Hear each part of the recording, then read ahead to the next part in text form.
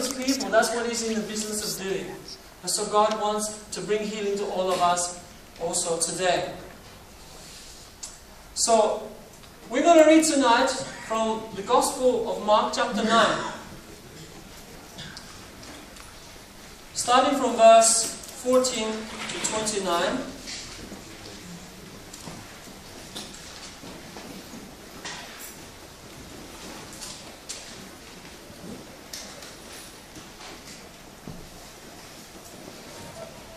It's the story of the young boy who had, well, many things he had. He couldn't speak, he many times was thrown into the fire by the devil. But let's read through. Okay, Mark 19, verse 14 to 29. When he came to the disciples, he saw a great multitude around them, and scribes disputing with them. Immediately, when they saw him, all the people were greatly amazed, and running to him, greeted him. And he asked the scribes, "What are you discussing with them?" The one from the crowd answered and said, "Teacher, I brought you my son who has a mute spirit. Whenever it seizes him, it throws him down. He foams at the mouth, gnashes his teeth, and becomes rigid. So I spoke to your disciples that they should cast it out, but they could not." He answered him and said, "O faithless generation, how long shall I bear with you? How long shall I be with you? How long shall I bear with you? Bring him to me." Then they brought him to him, that's to Jesus. And when he, the spirit, saw Jesus, immediately the spirit convulsed him. He fell on the ground and rolled around, foaming at the mouth. So he asked his father, "How long has this been happening to him?" He said, "From childhood. He often he has thrown him both into the fire and into the water to destroy him. But if you can do anything, have compassion on us and help us."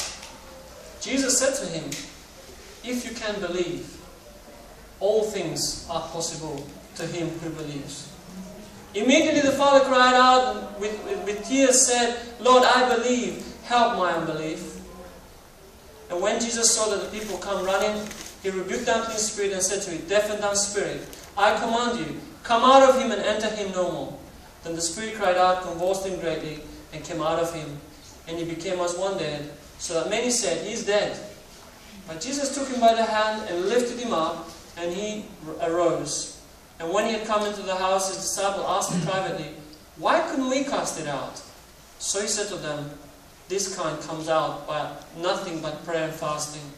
I want to read one last passage, comes from the book of Hebrews chapter 11. And that is verse 6. It says, "But without faith it is impossible to please Him," that's God. "For he who comes to God must believe that He is, and that He is a rewarder of all those who diligently seek Him." Jesus made many strong statements. One of them was, He said, "I'm the way, the truth, and the life. No one comes to God the Father except through me." So if any man desires to be saved any other way, either Jesus was a liar or He was telling the truth. But we as Christians know that Jesus spoke the truth. Jesus said also, "I am the light of the world. Whoever follows me will not walk in darkness, but have the light of life in him." In John 11 He said, "I am the resurrection and the life. Though one dies, he shall live." And He says, in fact, some will not die, live forever. We believe that to be the rapture. But in this passage, in verse 23, He says another alarming statement. All things are possible to him that believes.